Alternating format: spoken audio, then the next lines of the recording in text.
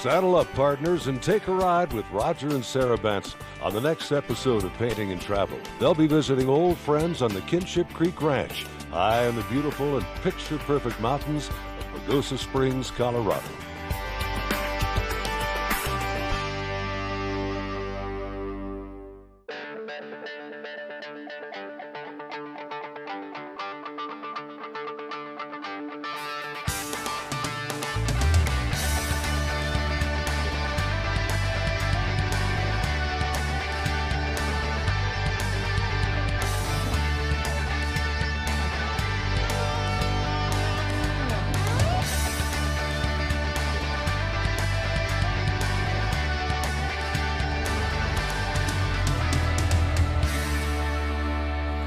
Well, today we're in Pagosa Springs, Colorado, and Colorado is one of the most beautiful states, I think, for a painter or for anybody. And it's a beautiful day out. We're on a 75-acre ranch. It's called Kinship Creek. I'm going to do a small painting today of a saddle on an 8 by 10 inch piece of masonite. I'm using acrylic paints. Today I'm using titanium white, ultramarine blue, cerulean blue, Indian yellow, cadmium yellow, alizarin crimson, naphthol red, and I put out a little bit of black too, which I may or may not use. The interesting thing about this palette, which I often use, is all it is 3 primary colors. The difference is I have a cool blue and a warm blue, a cool yellow and a warm yellow, cool red and a warm red. So it's just 3 primary colors, and I can usually mix pretty much whatever I need with those 3 colors, even the number of greens I see in here. Of course, I won't have many greens on this saddle, but that's my materials list. So let me get started.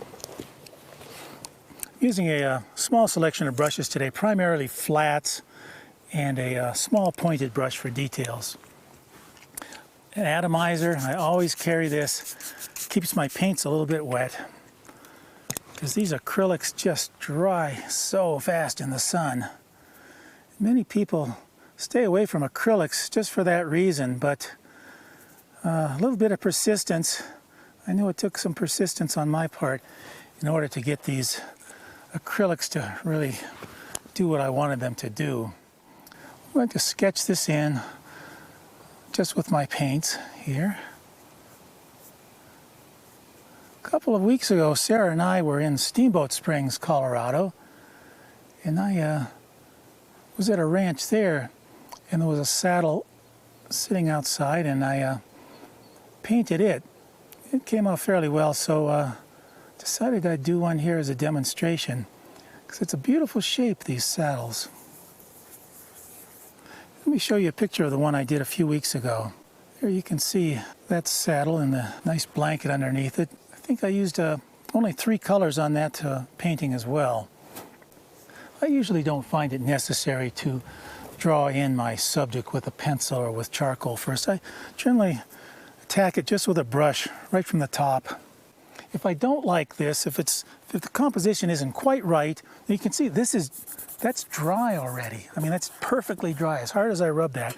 But if I do spray that with a little water, I could get rid of those lines.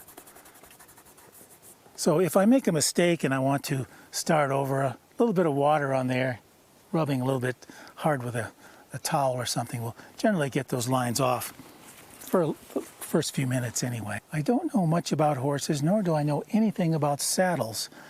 Now, I've done a lot of paintings in my life, and I've done a lot of nautical paintings too, and I don't know that much about boats or sailboats. But, and it would always be a good idea to know your subject, but it's not necessary. So if you don't know your subject intimately, like you don't know the pieces and parts of a sailboat or a saddle, I just never let that stop me from doing a painting, because it's visually what I'm looking at. I'm basically dealing with shapes, whether it's a landscape, a nautical seascape, or this saddle. It's all about shapes. I'm really not looking at it as a functional piece of equipment. I'm looking at it with kind of a different set of eyes, really. I wish I could do more complex subjects out here in the field, but in a half-hour program, I try and keep these subjects quite simple, and I often don't keep them simple enough. I do find that My simpler paintings with the simpler shapes are often my best paintings. That's really all the amount of sketching I need on a painting like this before I start to put in the big areas of color. If I spend more time on a painting, I try and spend more time at the first part of this to get the composition right. If the composition is not good, the painting will not succeed no matter how good the painting part of it is. If it's a bad composition, it's just going to be a bad painting. Having said that, this is probably the fastest and most fun part of the painting though. You either get it right or you don't get it right. If you don't get it right, like I said, just wipe it off and I start over. But after I get to this point, my main concern here is to block in my big basic shapes, my big masses of color. Now I could have put out some burnt sienna and yellow ochre, and that may have been a smart move on my part, and maybe I'll put some out later, I'm not sure. But just to keep things simple out in the field, I've just kind of enjoy using three basic colors, the three primary colors. Another advantage of using fewer colors on my palette is that I will more easily maintain harmony within my painting. The more colors I put on my palette, the more chance I have of getting some disharmony. It's not that this is a challenge to have fewer colors out. It actually makes my life a little bit simpler. With painting, I'm not really up for challenges all the time. I love to paint. I want to just get out here and paint, but I don't want to challenge myself to the degree that it's going to not be pleasant or to be too difficult. So there's a sort of a balance there between challenging myself and always trying to improve, which of course I always try and improve, but I also want to enjoy myself. That's really the big basic part of being out here in the open space here, is just enjoying my time painting. I've toned this board with some burnt sienna, which gives me a nice warm undertone here to start with. This would turn out a lot differently if I were to start with a white canvas. When the colors are so close together like this, I mean, I have a lot of browns in here. So when I look at these different shades of brown, what I try and think of is it a warm color or is it a cool brown? Warm brown or is it cool brown? Now they're all warm browns because brown is a warm color. But when compared to another brown on the saddle, then that's where the difference comes in between warm and cool. So when our artist says it's a warm color, it's always compared to the color next to it or to a color somewhere else on the painting. So right now I'm trying to block in all these masses here, these just the big shapes, and I'm not going to use any white on my painting yet. I like to go from transparent colors to opaque colors. So these first few colors I put on here will not have any white in it, because when I put white in it, it will become a opaque color. Or when I use one of these colors like naphthol red, a cerulean blue, or cadmium yellow, those are opaque colors. They have white in them already. So I'm going to stay away from those colors for right now and just use these transparent colors. I'm going to start thin as well. I like to start with thin colors and work towards my thicker colors. So these first few colors on here will be kind of thin, sort of a wash. There's a rope here on the other side of this saddle. I'm going to put it in there, but if I find later it doesn't help the composition, I may take it out. Same thing with this whip over here. Now I'm going to start to work a little bit lighter. I've got all my dark tones in here. Now I'm going to work it to my middle tones and then put my light tones in. So I'm going to put this saddle up here. It's still a warm color, but I'm starting with some cerulean blue and some naphthol red. Now if I want to make this gray, one easy way to do it is to put a little bit of black in it. I'm not going to use the black to make things dark. I'm going to use the black just to make things gray, to make my light colors a little bit grayer. If I want a dark color, I'll stick with the ultramarine blue, alizarin crimson, and a touch of Indian yellow. That will give me a nice, dark, rich color without using the dead black color. I'm squinting my eyes as I look at this, as I usually do, because that will simplify all these shapes for me up here and let me see things a little more clearly. Sounds odd, and you squint your eyes and you see less, but in some ways you see more. Now I may think these colors and values are all correct, but I don't have my whole canvas covered yet, or my whole board covered. So I'm going to continue to lay in all these shapes in the background. Some more Indian yellow, ultramarine blue, a little alizarin crimson. I'm just going to cover this background. Got a lot of beautiful trees back here, so I'll keep this sort of a green color. I often start a painting and say to myself, what have I gotten myself into? Because a painting at this point always looks like it's never going to come around, like it's never going to be anything. I think most often paintings at this point look very childish, and this is where I have to tell myself not to give up.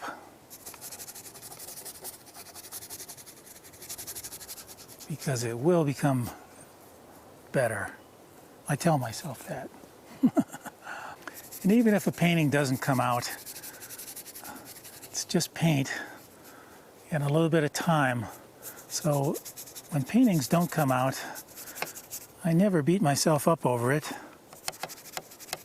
Because I've certainly learned a lot just by being out here and looking at these colors. I can learn so much more by painting in real life out here, especially about color, light, and shadow, than I ever can from working with a photograph, because a photograph doesn't have the dynamic range that your eyes do. A photograph just, in the dark areas, it just won't see all the colors my eye will. One big advantage that acrylics have over oils is that they do dry fast. And in so doing, this gives me the opportunity to put glazes over these dry colors. If this were oils, I would have to wait a week or so in order to put a glaze over any of these colors here. But right now, I can take these other colors here and almost instantly put a glaze over my existing paint. That's a real big advantage with acrylics. So if you're wondering whether you use acrylics or not, just keep that in mind, because even though they are difficult to use in many aspects, some of the advantages, once you get used to them, are very good. Well, one reason I'm painting a saddle today is because on this 75-acre ranch they have a few horses. Sarah and our good friend Bob Height are down at the corral at the end of the road here. I'm going to take you on a little tour of the property.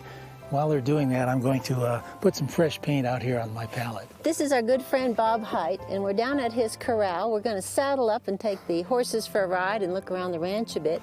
And here's a saddle similar to the one Roger painted earlier today. Well, he's working on it right now, as a matter of fact. He's not finished yet. Now, I don't know anything about saddles, even though I've ridden a few times in my life. Is it highly adjustable? Oh, yeah, you have to be able to adjust the legs. You know, because and you've got long legs, of course. You're as tall as I am, so. But I think these are. Bonnie's been riding this saddle, and she's your size, so these may fit. But we'll adjust them once you get seated. And I like the idea it's a Western saddle. Well, this is the West. And it has a little something to hold me in there. Well, yeah, of course. Everybody knows. Most people know this is called the horn. This is the pommel. The horn. Horn. This is the seat. This is called the cantle, and this is the. This under here is the skirt. This is called the jockey.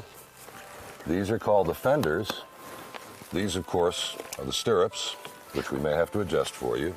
And the orange ribbon is on the saddle because it's hunting season, and we don't want hunters mistaking us for a deer or an elk. However, we don't have any hunting here on the ranch. Well, this will help keep us safe, and I look forward to riding up the hill there towards your ranch and seeing the tree farm and other interesting things. Let's do it. All right, we'll saddle up. There you go, Cisco.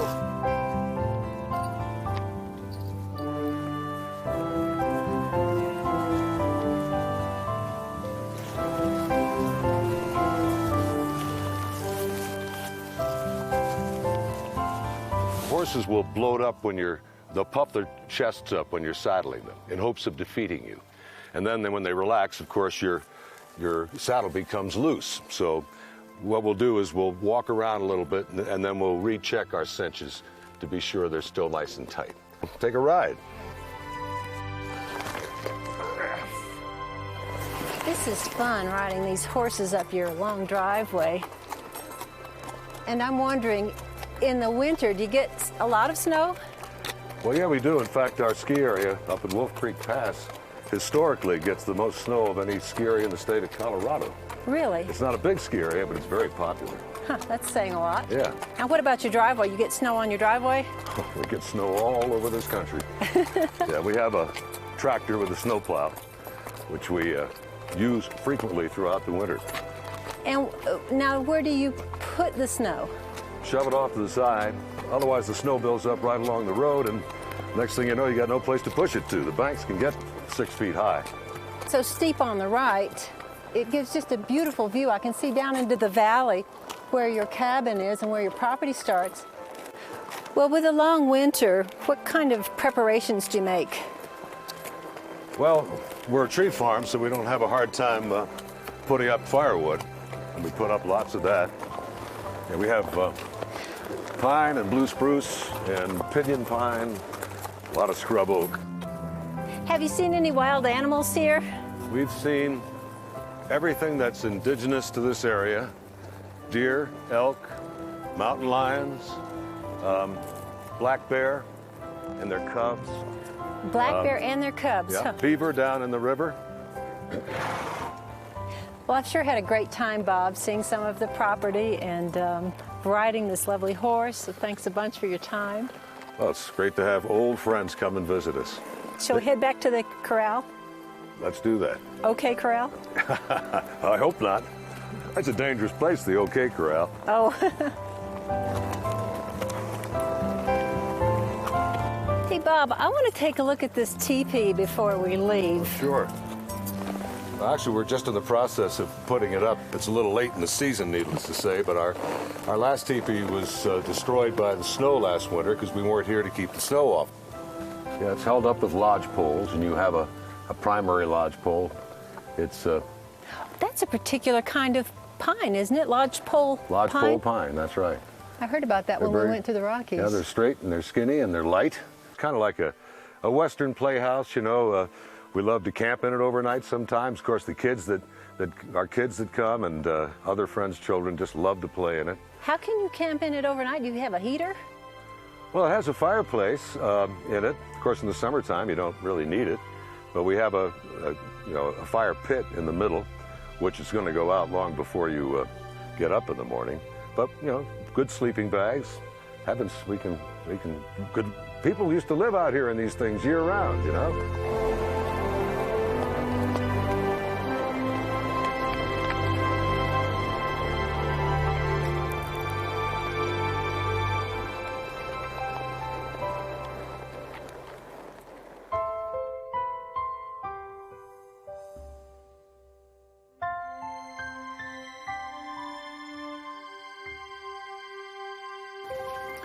There really is some beautiful scenery around here, isn't there, in Colorado? We've really enjoyed being in this state. Well, I've got some fresh paint out here on my palette, so I'm going to get back to painting this.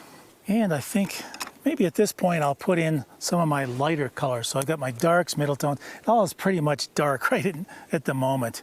But let me mix up a few of these light tones. Here at the back of this saddle, there's some leather, but it's been dyed white, and makes a beautiful contrast with the rest of the saddle. Now I'm starting to get the feel of where this painting might go as far as light and dark goes. This will be the lightest light on my painting. I might put a highlight on here in a little while, but I'm starting to get the feel of what should be adjusted now. Now I can start working with my more opaque colors. Now, as I spray my board here, I'm putting wet paint over totally dry paint. But by spraying this painting, it lets my wet paint sort of slide over the dry paint a little bit easier and gives the illusion these two colors have been blended together. And that's how I blend with acrylics. Now, if these were oil paints, I wouldn't have that issue. I would just blend one color into the other. But by spraying this, just lets the wet paint slide over into the dry paint, more like a glaze. Another nice feature about acrylics, since they do dry so quickly, is that it really helps to keep my painting a bit painterly. With oils, I tend to blend my colors all the time. And when colors are all blended together, the artist sort of loses his own language about the painting, because the brush strokes really make up the identity of the artist. When everything is blended together, you sort of lose that identity. This saddle is beautiful because it's not only functional, it has such basic shapes to it. I see, you know, these circles, and I mean, these are all just nice, smooth shapes. There's nothing very irregular about this. It's all very flowing. Then I've got these very dark shadows under here. They're still very warm color, those shadows, so I'm using quite a bit of alizarin crimson. That's not a cool shadow under there. It's a very warm shadow. And one reason it's warm is because it's picking up the reflection from the ground, not from the sky. I'm going to make this blanket a little bit lighter than what I see here, because it can be a beautiful feature, almost frames the saddle. So I'm going to block something in here, just sort of a big lighter gray shape. And then I'm going to work into that with some designs. I like this lighter color down here. I'm going to echo that in a few other places up here. So I'll try and mix that again. It's kind of an Indian yellow, alizarin crimson, maybe a touch of cerulean blue.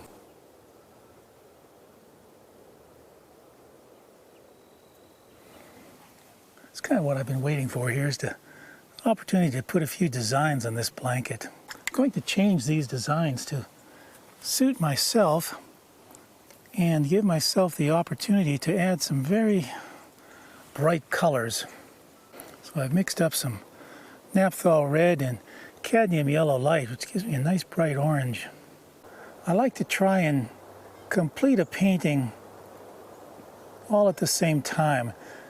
In other words, I don't want to totally finish one part of the painting and then not go back to it. I want to have everything working at once. If I don't, personally, I run into trouble, because when I think something is finished and then I put another color next to it or another shape next to it, it changes the whole look of what I thought was finished. So I like to keep the whole thing working at once. Boy, it's a lovely breeze out here. What a nice day. You have these beautiful mountains over there in the distance. There's a little fringe on the edge of this blanket. Looks like it could be made out of wool or something. It's very light in color, but it's not white. Put a little cerulean blue in there to cool it down just a bit. And then I'll put this fringe in here. And I'll put a few touches of white here and there just to vary that. I don't want that to be all the same color. I want to vary it, or the same value. Need to make a few more defining shapes in here just to define some of these areas like this. There's also some beautiful pattern work in a little bit of this saddle, and I might suggest that too.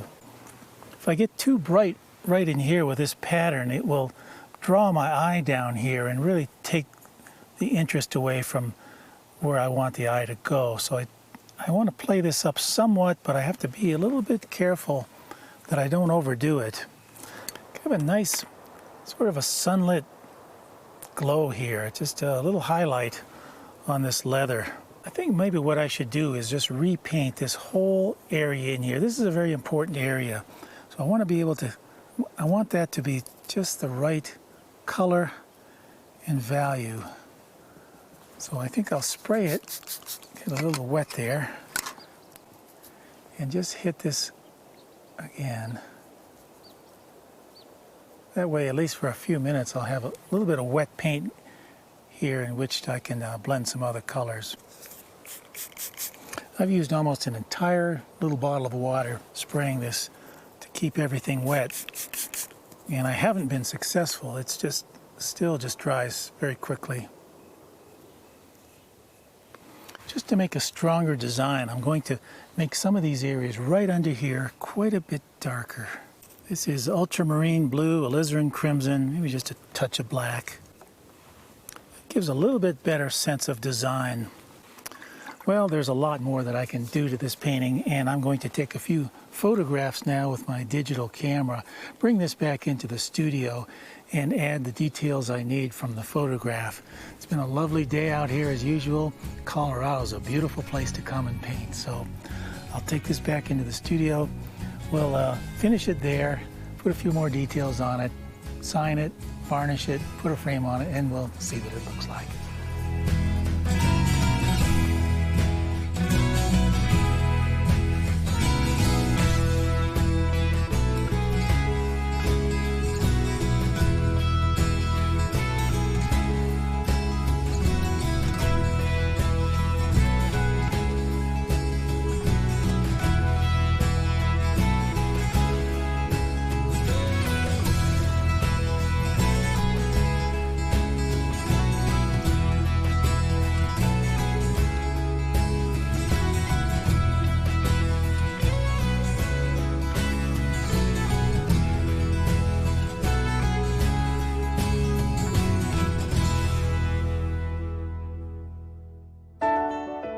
For more information about painting and travel with Roger and Sarah Bansemer, visit paintingandtravel.com.